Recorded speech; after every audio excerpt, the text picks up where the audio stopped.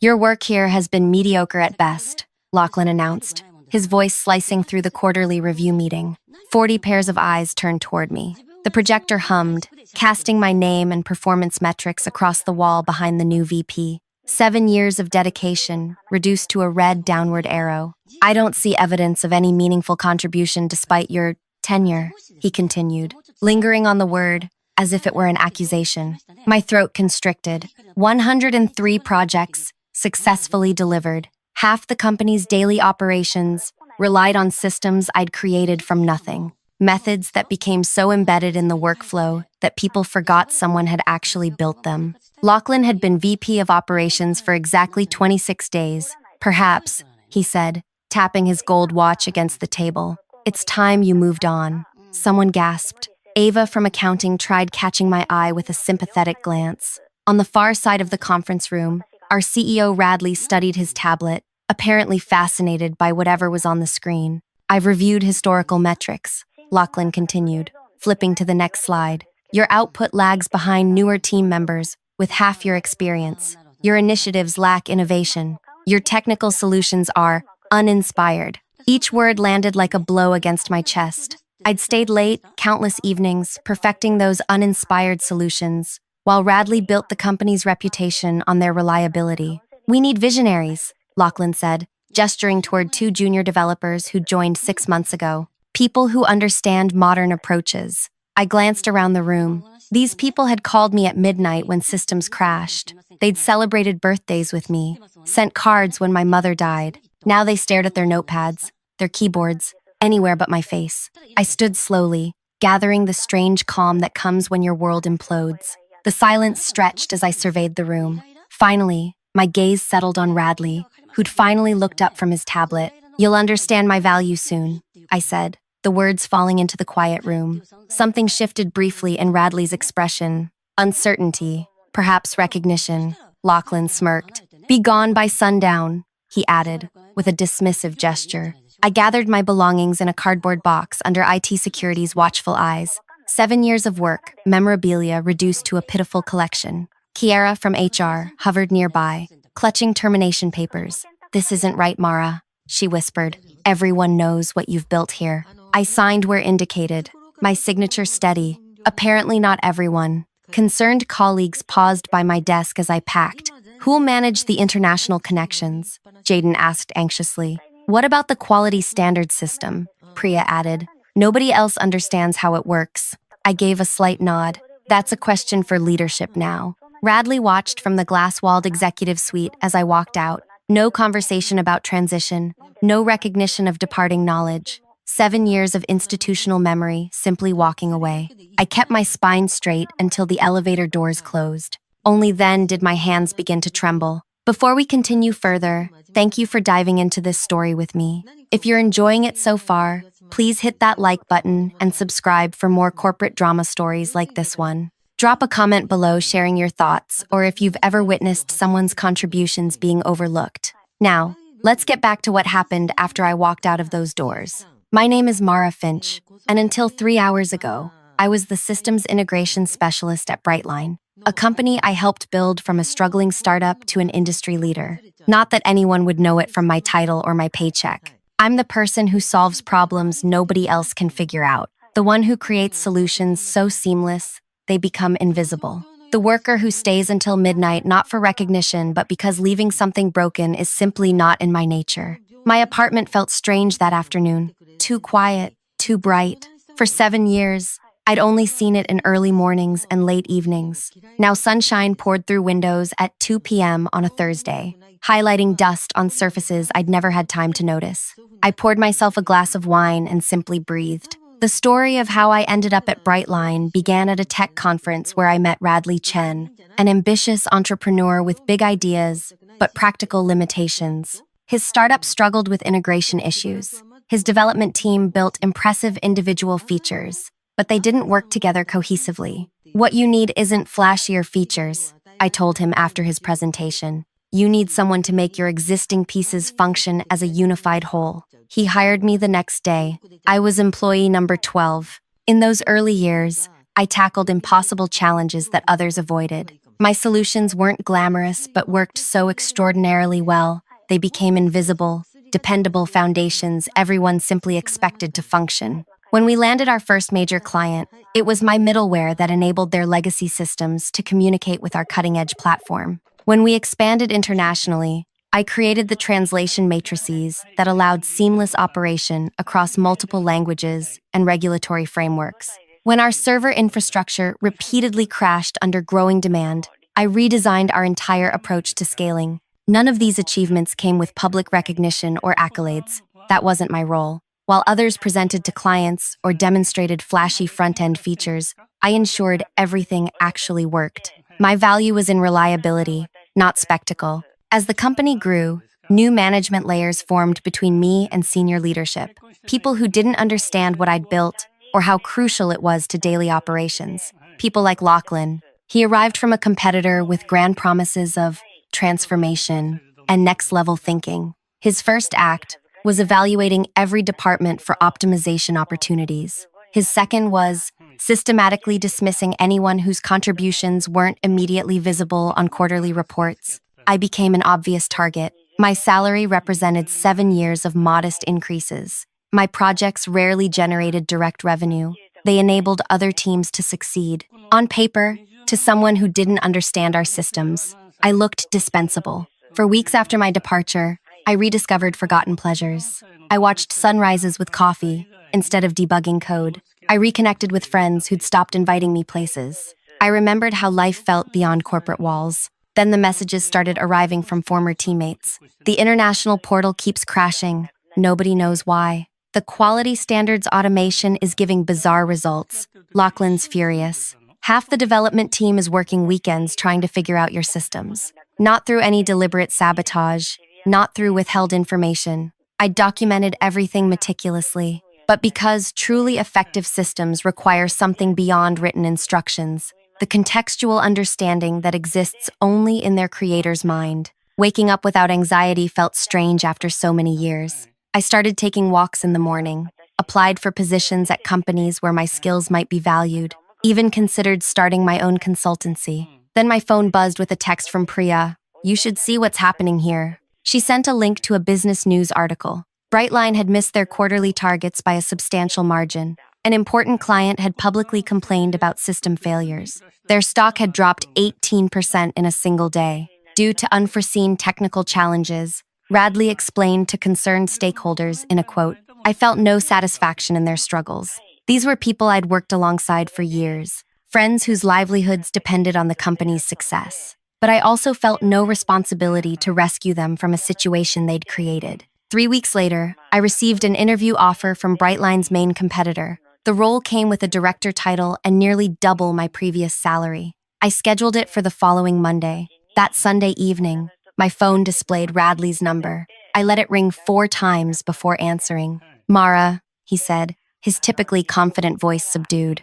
"How are you?" "Surprisingly well," I replied honestly. An uncomfortable silence stretched between us. "We've encountered some difficulties," he finally continued. "I've heard. The VP who made that unfortunate decision is no longer with us." Lachlan had lasted less than 2 months. I felt a flicker of vindication but kept my voice neutral. "That's unfortunate." The silence hung between us, heavy with unspoken tension. I listened to Radley's breathing on the other end of the line, waiting. "Let him work for this conversation. We need your expertise," he finally admitted. "The board has authorized me to make a substantial offer for your return." I sat at my kitchen counter, tracing patterns in the condensation on my water glass. 7 years of dedication, erased in a 20-minute meeting, and now they wanted me back because things were falling apart. "What's your offer?" I asked, my tone deliberately neutral. He named a figure 20% higher than my previous salary, a modest title upgrade,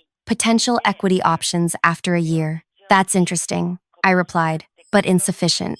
"Mara, be reasonable." I was reasonable for 7 years, Radley. Reasonable about my compensation, reasonable about credit for my work, reasonable when you brought in Lachlan without consulting anyone who actually understood our operations. My voice remained calm, but each word carried the weight of accumulated grievances. "I'm done being reasonable. I stated my requirements, triple my previous compensation, executive authority over technical operations, and public acknowledgement of my historical contributions to the company. That's considerable, he responded, discomfort evident. Actually, it's entirely fair, I replied. You're not paying for future work. You're compensating me for what I've already created that nobody else understands fully. The board will never. Then find someone else to fix your systems, I interrupted. Though, I suspect you've already tried. Another long pause. I could almost feel him calculating the cost of continued failures against meeting my demands. I have an interview with Lumina tomorrow,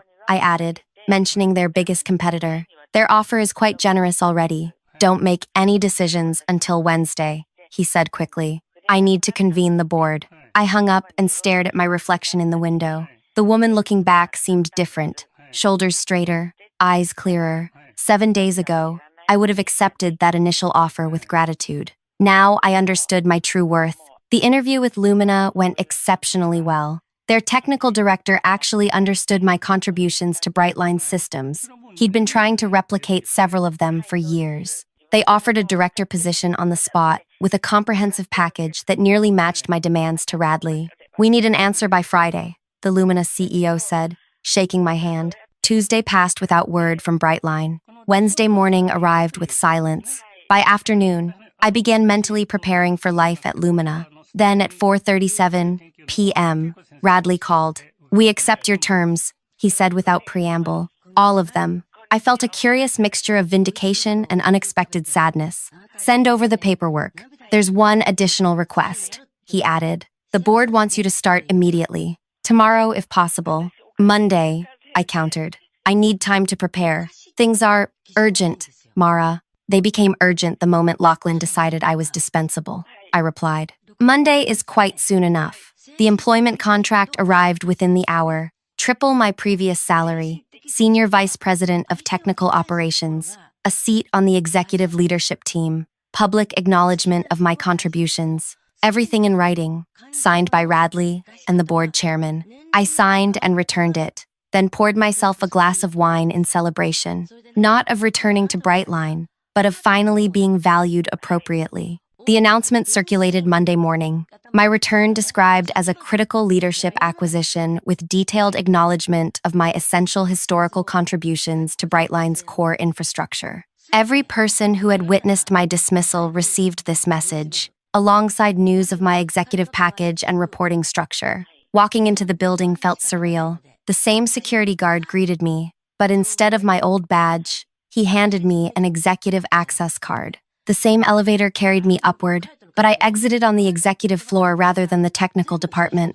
The same people nodded as I passed, but their expressions carried new respect. Or was it wariness? Kiara from HR met me at the door to my new office. An actual office with windows, not the cubicle I'd occupied for years. Welcome back, she said, her smile genuine. Your team is assembled in conference room A, whenever you're ready. My team? Yes, the Technical Operations Division. 23 people total, including the new hires Radley approved this weekend. She handed me a folder. Their profiles are all here. You have complete authority to reorganize as you see fit. The reality of my new position began sinking in. This wasn't just about fixing what had broken in my absence. This was actual leadership authority. In conference room A, nervous faces greeted me. Some familiar colleagues, some new hires, all waiting to see who exactly I'd become after my public dismissal and triumphant return. Good morning, I began, surveying the room. Most of you know me.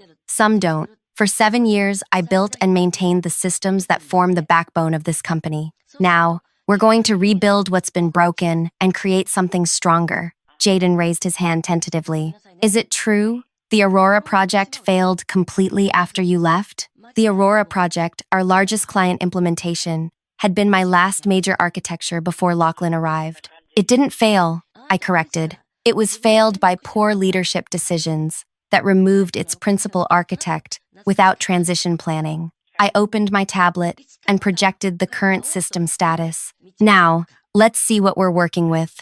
The first week passed in a blur of diagnostics and repairs. Critical systems had degraded without proper maintenance. Stopgap fixes had created new problems. Half-implemented changes initiated under Lachlan had corrupted core functions. By Friday, we'd stabilized the most urgent issues. I worked alongside my team, hands-on with the code, showing rather than telling. When we resolved the issues plaguing the Aurora project at 10 p.m. Friday night, spontaneous applause broke out in the development room. First round's on me, I announced, and we relocated to a nearby bar to celebrate. Priya clinked glasses with me as the others chatted excitedly about plans to rebuild the international portal. You know what's strange? She said quietly. Radley hasn't interfered once. Not a single executive directive or modification request. That was in my contract, I replied. Complete technical autonomy. Smart, she nodded. But that's not all of it. He seems different since you returned. Watchful, almost nervous. I considered this. Executives don't like being proven wrong publicly. Maybe. She studied me. What are you really after, Mara? Revenge for how they treated you? The question caught me off guard with its directness. What did I want? The validation of return? The satisfaction of proving my worth? Something deeper? I want what I've always wanted, I finally answered. To build something that works properly. But as I said it, I recognized the half-truth. There was something else brewing beneath my calm exterior. A plan forming that I hadn't fully acknowledged even to myself. The second week brought my first executive leadership meeting. I sat at the gleaming conference table, now a peer to those who'd previously barely acknowledged my existence. Radley presided with his usual charisma, but I noticed how his gaze frequently darted to me throughout the presentations. The chief financial officer presented quarterly projections showing recovery after the recent troubles. The VP of Sales detailed renewed client confidence. The Chief Marketing Officer outlined aggressive plans to regain market share lost during the system's failures. And now, Radley said, I'd like our new SVP of Technical Operations to share her assessment and plans. All eyes turned to me, some curious, some wary, some openly skeptical. The weight of expectation hung in the air. I opened my presentation slowly, methodically, not with technical diagrams or recovery metrics, but with a 7-year timeline of Brightline's growth. Each major client acquisition, each significant feature launch, each technological breakthrough. Beside each milestone, I displayed the underlying technical architecture that had made it possible, systems I had designed and implemented, largely without credit. Our recent failures weren't accidents, I explained calmly. They were the inevitable result of removing the person who understood how these interconnected systems function as a whole. Several executives shifted uncomfortably. Radley's expression remained carefully neutral. Moving forward, I continued, we have two choices. We can patch the existing systems, a temporary solution that will require constant maintenance, or we can rebuild properly with appropriate resources and recognition for the architects. What's your recommendation? Asked the CFO. Rebuilding is the only sustainable path, I replied, but it requires something Brightline has historically lacked: transparency about who creates value and appropriate compensation for their contributions. The room grew uncomfortably quiet. Are you proposing structural changes beyond your department?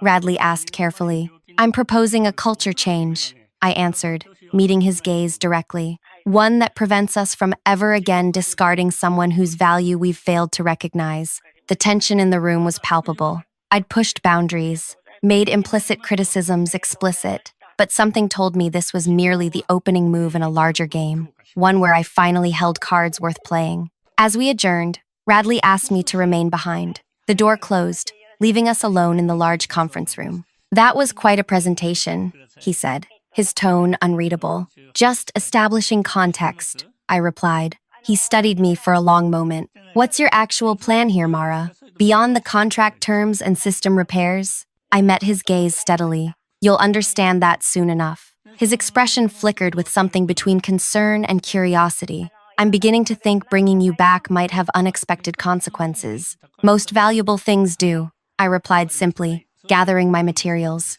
See you tomorrow, Radley. As I walked to my office, my phone buzzed with a message from an unknown number. We need to talk about what really happened with Lachlan. Not everyone at Brightline is who they appear to be. Meet me at Riverside Park, 7 p.m. tonight. Come alone. I stared at the cryptic message, my fingers hovering over the screen. Anonymous messages inviting people to secluded locations rarely ended well in movies. Then again, Riverside Park was hardly secluded. It was a popular evening spot filled with joggers and dog walkers until well after dark. Curiosity won. If someone had information about Lachlan, that they couldn't share inside Brightline's walls. I needed to hear it. The spring evening was mild, cherry blossoms scattering across the walking path as I approached our meeting spot. I'd chosen casual clothes, jeans and a light sweater, wanting to appear approachable rather than in executive mode. A woman sat alone on a bench overlooking the water, her profile vaguely familiar, though I couldn't immediately place her.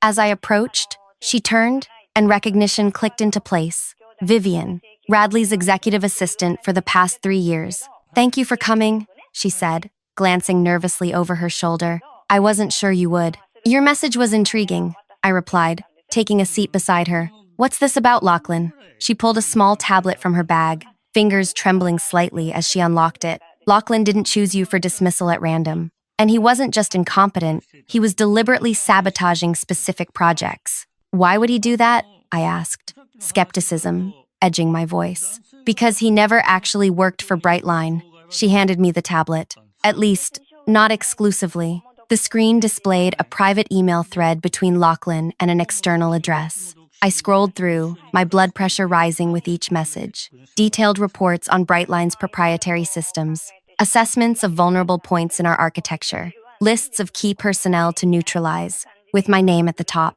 "He was working for Lumina," I whispered, the realization crashing over me. "Corporate espionage." Vivian nodded gravely. "Not just gathering intelligence, active sabotage.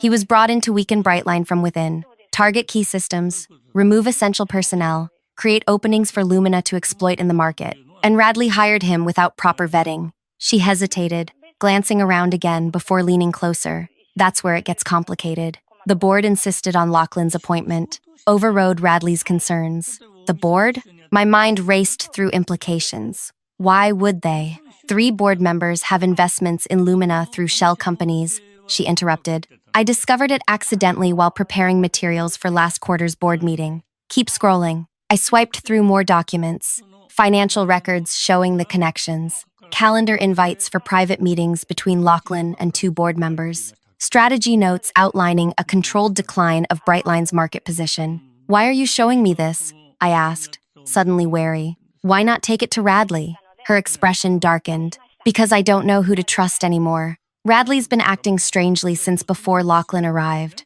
Closed-door meetings, encrypted communications. He claims he opposed Lachlan's hiring, but I've seen messages suggesting otherwise. The ground seemed to shift beneath me. If this information was accurate, Brightline wasn't just suffering from poor management decisions. It was being deliberately undermined from within. "What do you want from me?" I asked. "You're the only executive without connections to either faction. Your systems keep this company running, and you have a personal stake in exposing whoever was behind your dismissal." She met my gaze directly. "I need an ally I can trust." I considered her words carefully. Trust was in short supply these days, and she was asking for mine, with only digital evidence that could potentially be fabricated.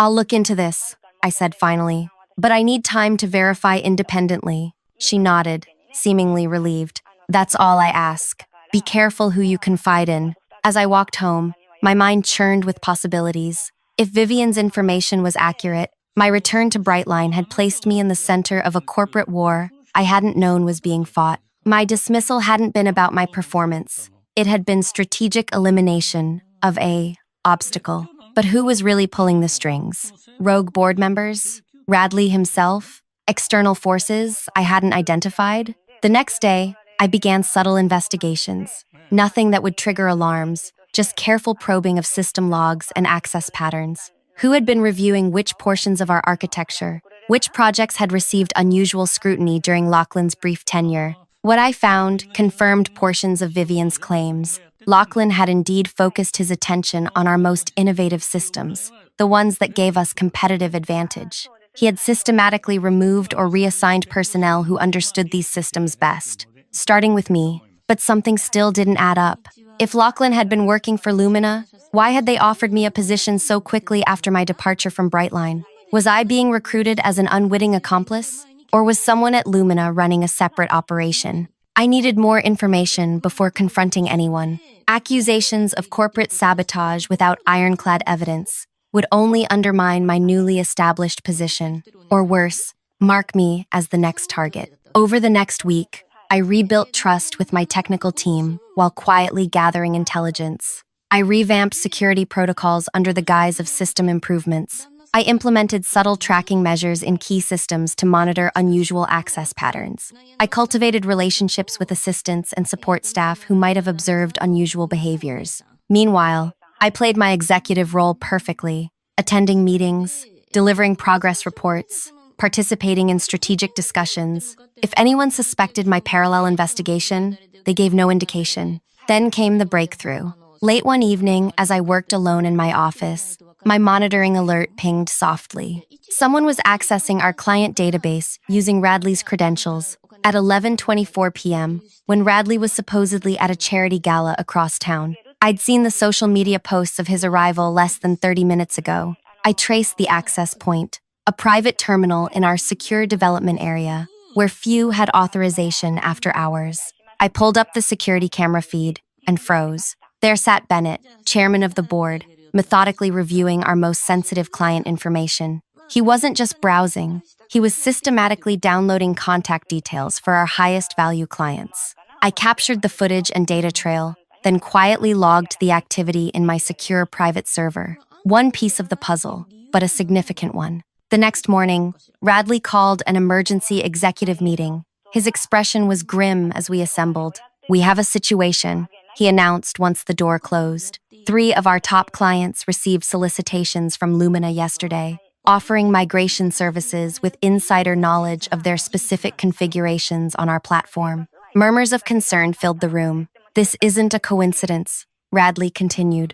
"Someone with intimate knowledge of our client implementations is feeding information to our competitor." His gaze swept the room, lingering momentarily on each executive. When it reached me, I maintained perfect composure despite my racing thoughts. "I've authorized a comprehensive security audit," he declared, "beginning immediately. All system access will be logged and reviewed, all external communications monitored." My pulse quickened. A security audit would inevitably uncover my own covert monitoring systems. I needed to act quickly. "I have information that may be relevant," I said, drawing all eyes to me, "but I would prefer to discuss it privately first." Radley's expression tightened almost imperceptibly. "Of course, we'll meet after this session." The meeting continued with discussion of damage control measures, but tension hung in the air. I'd made a calculated risk, revealing that I had information without specifying what it was. Now I needed to navigate the fallout carefully. When the room cleared,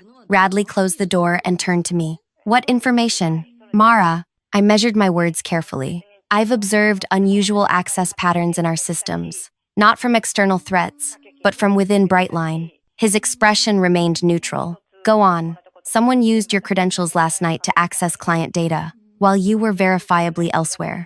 A flicker of genuine surprise crossed his features. "That's impossible. My authentication requires biometric confirmation." "Nevertheless, it happened. I have the logs." He sank into a chair, expression troubled. "Show me." I pulled up the sanitized logs, enough to demonstrate the breach without revealing my monitoring system. "I haven't identified who yet, but they're using executive credentials to extract sensitive information." "Why didn't you bring this to security immediately?" His tone carried accusation. "Because I don't know how far this compromise extends," I replied evenly.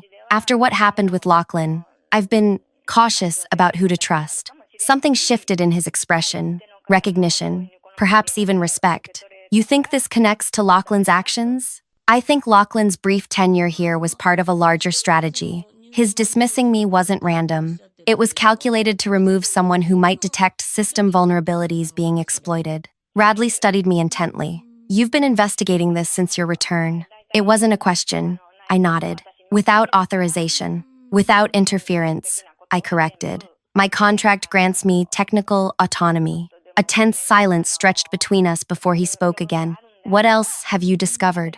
I considered my options carefully. Revealing everything would leave me vulnerable if Radley himself was involved. Revealing nothing would waste a potential alliance if he wasn't. "Enough to know the breach extends to board level," I finally said, "but not enough to identify everyone involved." His eyes widened slightly, then narrowed with calculation.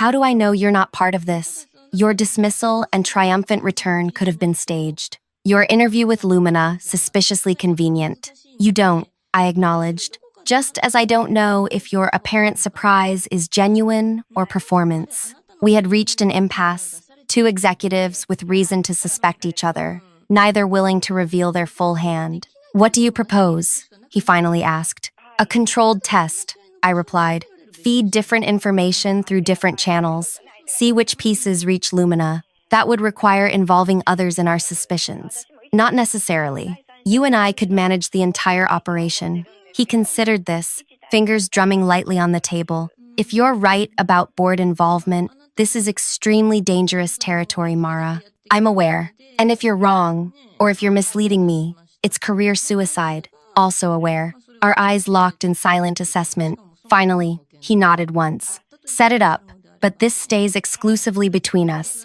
until we have conclusive evidence." As I left his office, uncertainty churned within me. Had I just formed an alliance with a trustworthy CEO, or handed ammunition to the orchestrator of a corporate conspiracy? Either way, I'd committed to a path that would irrevocably alter Brightline and my future within it. That evening, a text arrived from Vivian. "Bennett accessed R's computer yesterday. Be careful. Things are accelerating." I stared at my reflection in the darkened window of my apartment. The woman looking back was caught in a web of corporate intrigue far beyond what I'd imagined when I'd stated my 5 words of defiance. "You'll understand my value soon." Little did I know then just how that understanding would come about. The next morning, I implemented my plan. Working with Radley, cautiously, I created 3 distinct bait projects in our development system. Each contained seemingly valuable but actually harmless proprietary information. Each was accessible through different channels and visible to different segments of leadership. Project Cardinal could only be viewed through Radley's access path. Project Sapphire was visible to the technical executive team. Project Horizon was accessible to board members only. I embedded unique, traceable markers in each project's data structure, digital fingerprints that would reveal themselves if the information appeared elsewhere. Then I waited. Meanwhile, I continued strengthening our actual systems. My team worked tirelessly to rebuild what had been damaged during my absence, morale improving as they saw genuine progress. The company began stabilizing, client confidence returning, metrics improving. 2 weeks passed. I maintained my vigilant monitoring while presenting a perfect facade of executive integration. Radley and I had daily check-ins regarding our trap projects, careful to disguise them as routine development reviews. Then, on a Tuesday morning, my alert system triggered. Project Horizon, the board-level bait, had been accessed at 3:17 a.m. from Bennett's private terminal. By noon, elements of its proprietary algorithm had appeared in a confidential pitch Lumina was preparing for one of our wavering clients. I summoned Radley to my office, reverse of our usual meeting pattern, a power move I made, deliberately. "We have confirmation," I said without preamble, showing him the evidence. "Bennett is feeding information to Lumina. The question is whether he's acting alone." Radley studied the data, expression hardening. "This is definitive, but confronting a chairman without board support is suicide, which is why we don't confront him yet." I pulled up our company's articles of incorporation on my screen. "We build an airtight case first. That could take weeks. Meanwhile, he continues undermining us. Not if we accelerate our timeline." I outlined my next steps, a more aggressive strategy than our careful approach thus far. We feed him exactly what we want Lumina to see.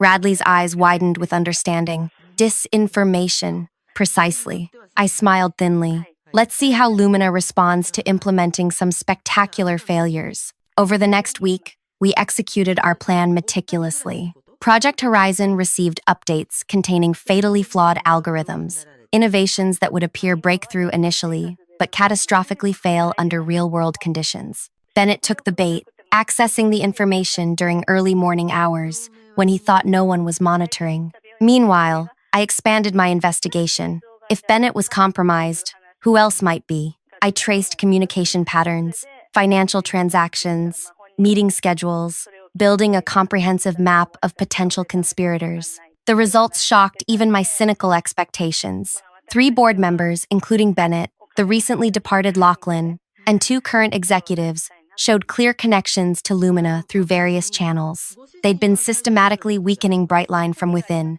positioning Lumina to absorb our failing company at a fraction of its value. But the most surprising discovery came buried in encrypted communications on our backup servers. Radley himself had known about the infiltration far longer than he'd admitted to me. He hadn't initiated it, but he'd recognized it months ago and chosen strategic inaction. Why? The answer came in further communications. Radley was playing a longer game. Rather than exposing the conspiracy immediately, he'd been gathering evidence while appearing oblivious. His plan had been progressing methodically until Lachlan, overeager and unaware of Radley's knowledge, had accelerated matters by dismissing me. My return had forced Radley's timeline forward. He'd needed me to fix the systems Lachlan had damaged, but he hadn't anticipated my own investigation running parallel to his. Now we were both aware of each other's knowledge, circling warily like chess players who've recognized an unexpected master across the board.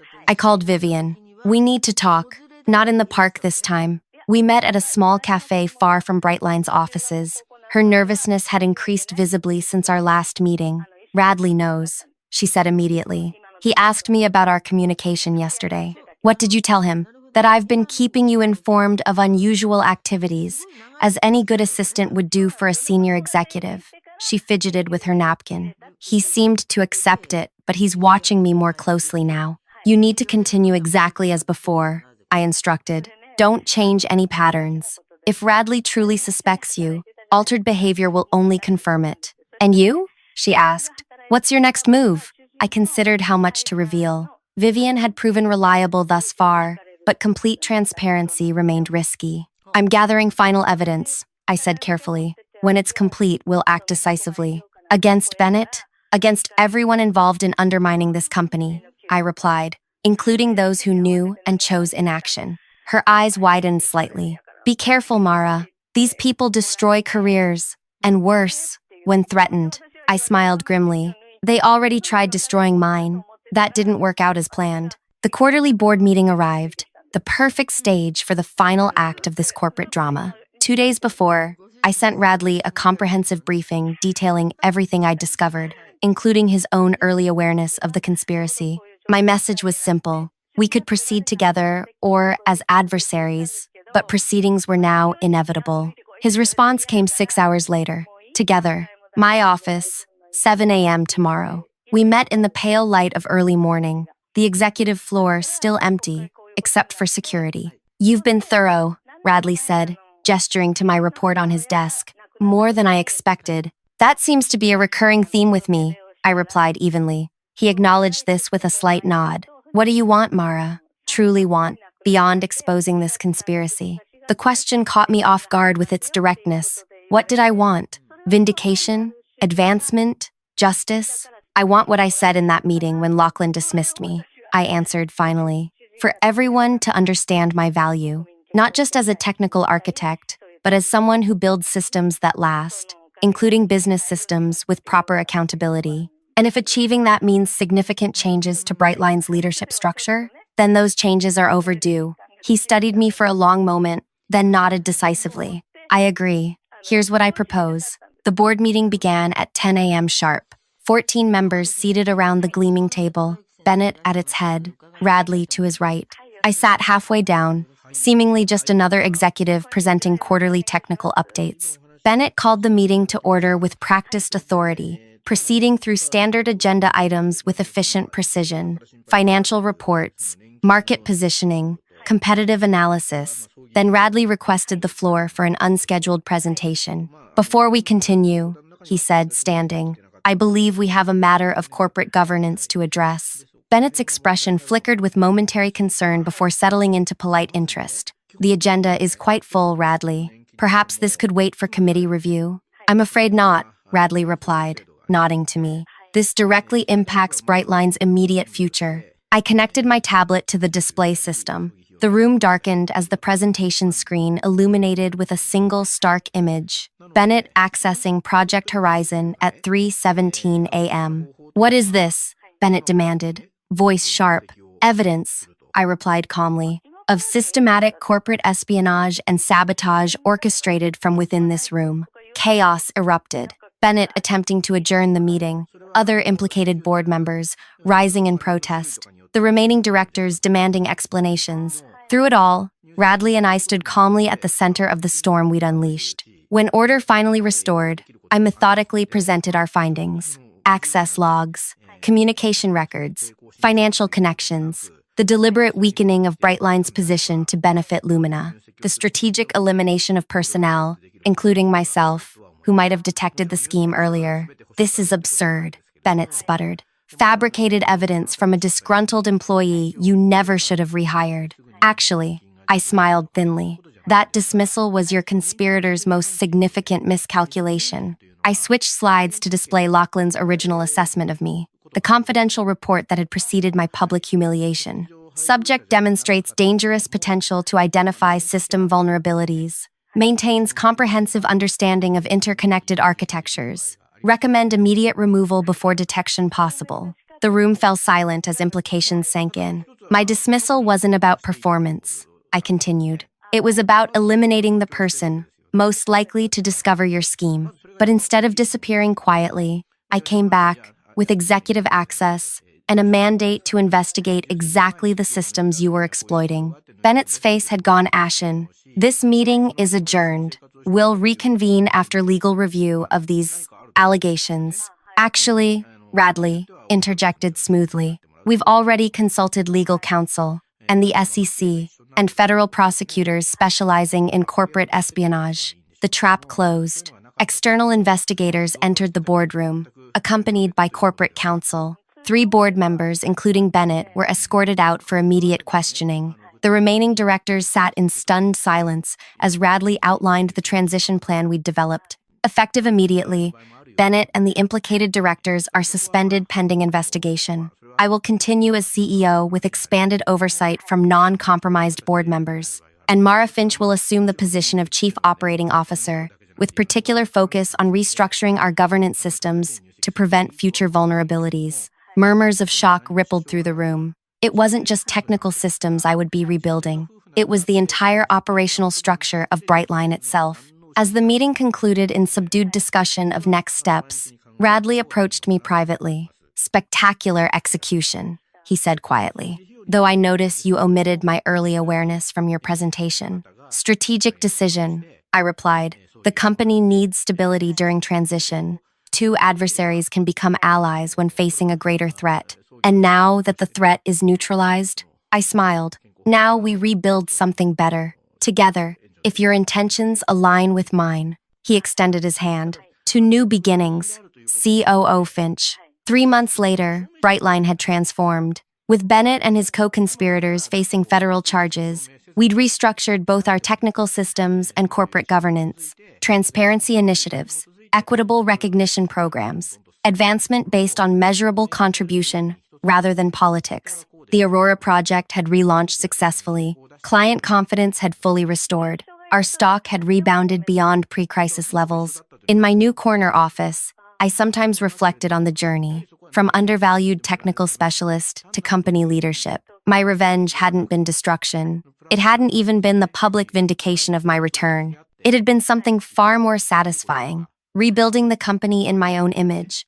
creating systems of lasting value that recognize the contributions of everyone involved. Sometimes the most powerful revenge isn't what you destroy, but what you create in the aftermath of betrayal. Thank you so much for staying with this story until the end. If you enjoyed Mara's journey from undervalued employee to powerful executive, please hit that like button and subscribe for more corporate revenge stories. Have you ever witnessed someone's contributions being overlooked until they were gone? Share your experiences in the comments below. And if you'd like to hear more stories about workplace justice, let me know what situations you'd like to see explored next. 要はあなたが事実上の妻であったということを証明して